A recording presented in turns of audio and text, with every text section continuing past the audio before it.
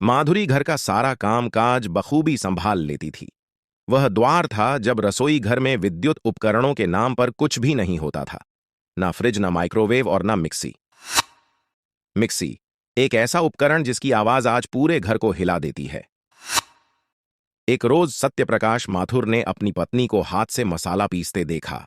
बाजुओं का जोर लगाकर मसाला पीसती माधुरी पसीने में तरबतर हो चुकी थी।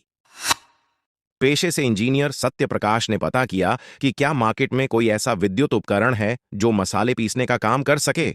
उन्हें पता चला कि ब्राउनडेट नामक एक जर्मन कंपनी है जो हिंदुस्तान में एक ब्लेंडर बेचती है जिससे मसाला पीसने का काम सरल हो सकता है। सत्यप्रकाश ने अपनी गारी कमाई से महंगा ब्लेंडर खरीदा और धर्मपत्नी को भेंट कर दिया ताकि उनका काम कुछ हद तक सरल हो सके। दिक्कत यह हो गई कि ब्लेंडर था जर्मन और मसाले थे हिंदुस्तानी। कुछ दिन बेचारा जर्मन ब्लेंडर हिंदुस्तानी मसालों का बोझ सहता रहा और फिर एक दिन उसमें से एक चिंगारी निकली और उसकी मोटर का राम नाम सत्य हो गया। दूसरी दिक्कत यह हो गई कि धर्मपत्नी को ब्लेंडर की आदत पड़ी डी गई और हाथ का काम उन्हें अब मुश्किल लगने लगा था। सत्यप्रकाश जी मोटर ठीक करवाने निकले तो मालूम हुआ कि ब्राउन कंपनी का कोई सर्विस सेंटर हिंदुस्तान में मौजूद ही नहीं है। दूजी ओर माधुरी दोबारा ब्लेंडर का काम हाथ से करने लगी और सत्यप्रकाश को यह बात हाजम नहीं हो रही थी।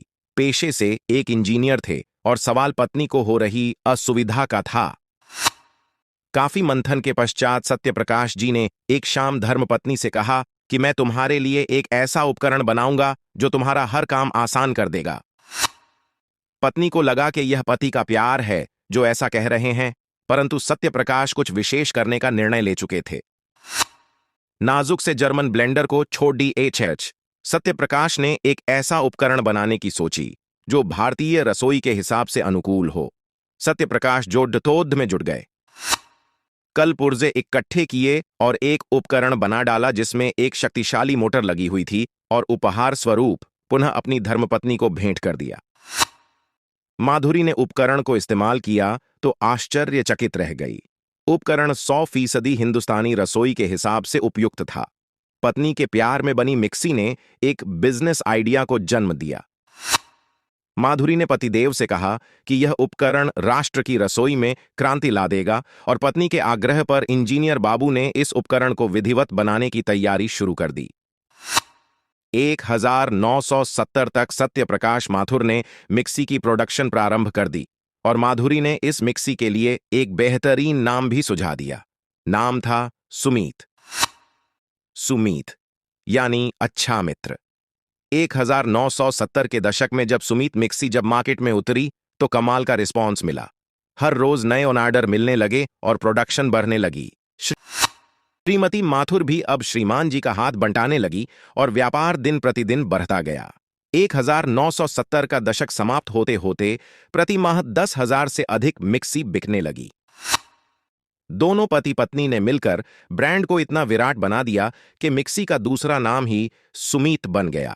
करीबन 1.5 दशक तक सुमीत मिक्सी की मार्केट पर बादशाहत कायम रही। दिन दूने रात चौगुने बढ़ते व्यापार को माथुर दंपति के बखूबी संभाला। यह एक इंजीनियर पति का प्यार था जिसने अपनी पत्नी का जीवन सरल करने के लिए जिस उपकरण का आविष्कार किया उसे आज 5 दशकों बाद भी हर गृहिणी इस्तेमाल कर रही है।